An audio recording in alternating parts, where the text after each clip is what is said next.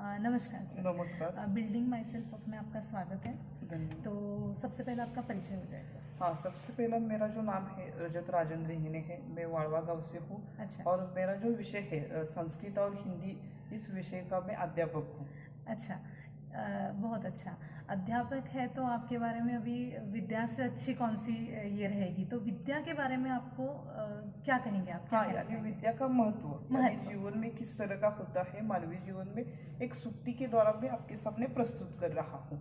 विद्या नाम नरस्य रूपमधिकं प्रचन्य गुप्तं धनम, विद्या भोग करी येषु सुख करी, विद्या गुरु नाम गुरु, विद्या बंधु जने विदेश गमने, विद्यां परम दैवतम, विद्या राजसु पूजते न तु धनम, विद्या विहीन पशु। इस सूक्ति के द्वारा कहा गया है कि जो मनुष्य का विशिष्ट रूप है, यदि वह किसी को कहा गया है तो वह विद्या ही है। और मनुष्य का जो गुप्त धन यदि कोई है तो वह क्या है? विद्या ही है। और जिस तरह से हमारे जीवन में विद्या के बगैर कोई भी साथ देने वाला नहीं है, यानी विद्या ही हमारी क्या है? अजरा अमर है। हमारे शरीर के साथ जो कुछ आने वाला है वह क्या है? विद्या ही है। और जो विद्या है वह भोग को देने वाली है, यशदात्री है और सुख कारक है। और यहाँ कहाँ भी कहा है कि जो विद्या है गुरुओं का भी क्या है? गुरु है। और यदि विदेश में कोई साथ देने वाला है, यदि कोई विदेश चला गया है, वहाँ पे कोई काम आने वाला है, यदि विदेश की बात की जाए तो विदेश में आप चले गए हो तो वहाँ पे कोई काम आएगा क्या आपके? नहीं।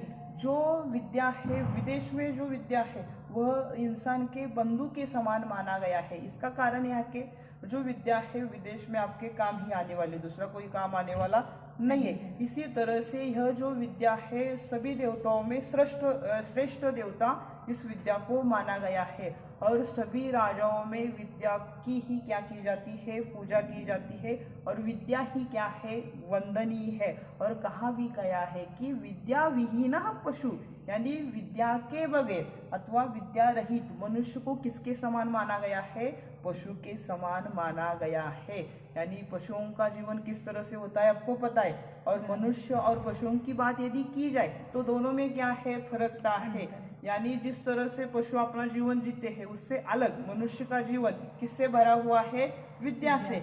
वही विद्या यदि किसी मनुष्य के पास नहीं होगी तो उसको किसके समान माना गया है? पशु के समान माना गया है। ठीक है, धन्यवाद। धन्यवाद।